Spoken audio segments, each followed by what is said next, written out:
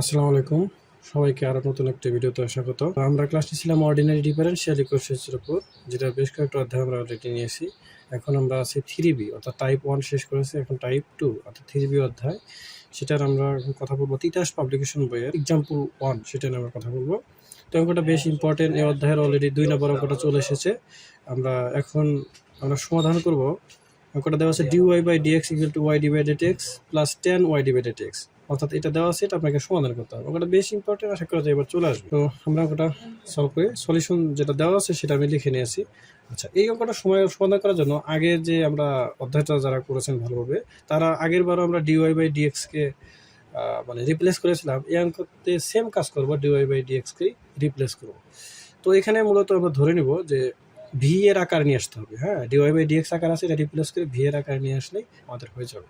তারপর সমাকলন করে দিলে অঙ্ক হয়ে যাবে। ওকে, তাহলে আমরা এখানে ধরবো যে ধরি y is equal to V X. Okay, তাহলে এটাকে যেহেতু আমরা dy বাই dx মানে রিপ্লেস করবো, তাহলে y equal to V X এর সাপেক্ষে ডিফারেন্সিয়েশন বা অন্তরীকরণ করবো। তাহলে একে যদি আপনার এক্স এর সাপেক্ষে অন্তরীকরণ করে, তাহলে কি হবে? dy ভাগ dx ইকুয়াল টু ইউবি এর সূত্র প্রয়োগ করেন, তাহলে এটা যদি ইউ ধরেন, ইউ কে রেখে এক্স কে করলে কত হবে? 1 হবে, কারণ এক্স কে এক্স এর সাপেক্ষে ডিফারেন্সিয়েশন করলে 1। সব ভেঙে দিলাম না, আশা করি আপনারা বুঝতে পারছেন। প্লাস এবার এক্স কে রেখে যদি আপনি ভি কে করেন, তাহলে কি হবে? D b divided D x, D b divided কি হবে? D X. ওকে, তাহলে এটা আপনি দেখেন, এখানে D Y by D X আছে, এখানেও আপনার কি D Y divided D X আছে, তাহলে এটাকে রিপ্লেস করে দেন।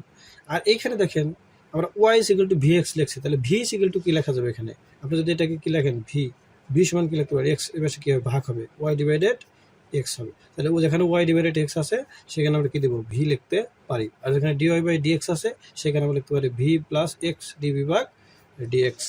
ওকে, আমরা এটা লিখে দেবো। বা এই ডি ওয়াই বাই ডি এক্সের পরিবর্তে হবে কি?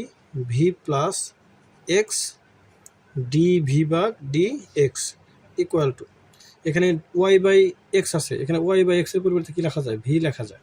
তাহলে লিখবো আমরা কি? ভি চিহ্ন কি প্লাস 10, এই ওয়াই বাই এক্সের পরিবর্তে কি লেখা যায়? V 10 V.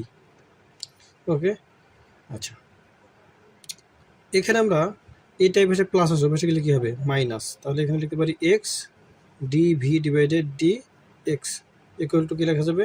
V plus 10 V. এই যে এই ভিটা পাশে মাইনাস আছে, ওই পাশে গিয়ে কী হবে? সরি, প্লাস আছে, ওই পাশে গিয়ে কী হবে? Minus V. তাহলে দেখেন, এটা প্লাসের এটা মাইনাসে কি যাবে? কাটা চলে যাবে। ওকে, তাহলে আমরা নেক্সট লাইনটা লিখতে পারি কি? বা x D b divided D x সমান কি লেখা যাবে? 10 ভি, এটা লেখা যায়। ওকে, আচ্ছা, এখানে আমরা এই 10, এখানে ভি আছে, 10-এর সাথে ভি আছে, এখানে ডিভি আছে, তাহলে 10 ভি আর ডিভি এটাকে এক পাশে নেব, আর এক্স ডিএক্স এটাকে এক পাশে নিয়ে যাবো। দেখেন এই এক্সটা এর পাশে কি আছে? গুণ আছে, ওই পাশে গিয়ে কী হবে? ভাগ হবে। তাহলে এখানে কী লেখা যাবে? Dv divided dx equal to কী লেখা যাবে? এই যে 10 ভি। আর আমাদের এই যে এক্সটা যে ছিল, এক্সটা কি এ পাশে গুণ আছে, ওই পাশে কি ভাগ হবে, তাহলে কি হবে? 1/x হয়ে যাবে। আশা করি বুঝতে পেরেছি। আচ্ছা, এখন দেখেন এইটা আর এপাশে কি উপরের রাশি ভাগ আকার আসতে, এটাকে এক্সট্রা এপাশে কি ভাগ আছে, এপাশে গুণ হবে, এটা গুণ আছে, এপাশে কি ভাগ হয়ে যাবে। তো আলটিমেটলি দেখেন এই লাইনটা হবে কি? 1 ডিভাইডেড 10 ভি ইন্টু এই যে এখানে আছে কি ডিভি, এটা এখানে ডিভি লিখে দেবে। আর এইটা এপাশে ভাগ আছে, এপাশে গুণ আকার হয়, তাহলে 1/x ইন্টু ডি এক্স। খুবই সোজা, জাস্ট সাইড চেঞ্জ করে দিয়েছে, আর টোটাল কোনো কাজ করেনি। ওকে, তাহলে এবার কি করা যায় দেখেন, এই যে 1 ডিভাইডেড 10 বি, 1 ডিভাইডেড 10 বি মানে কি? 1 ডিভাইডেড 10 বি মানে কট বি।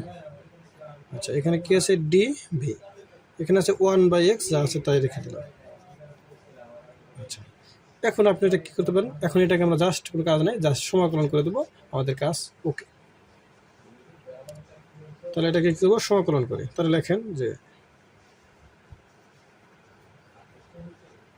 সমাকলন করে বা সমাকলন করে পাই, যে কোনো একটা লিখলেই আপনি হয়ে যাবে, অসুবিধা নেই। তাহলে কট বি, এই কট বিকে সমাকলন করলে হবে লন সাইন বি। কী পাওয়া যাবে? Ln sine v. Cot v কে করলে কী হয় লন সাইন বি। আর 1/x কে করলে কী হয় লন এক্স প্লাস একটা সমাকলন ধ্রুবক লন সি নিলাম।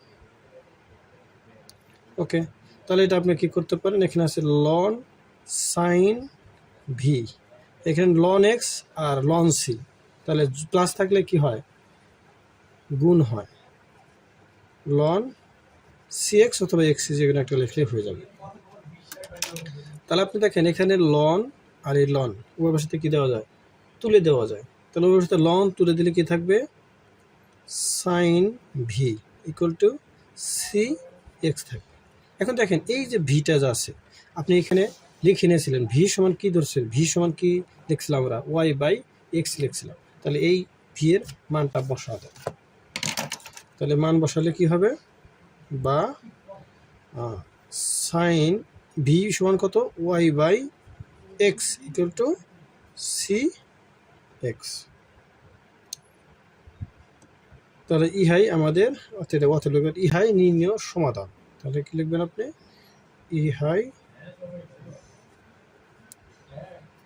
ইহাই নির্ণয় সমাধান।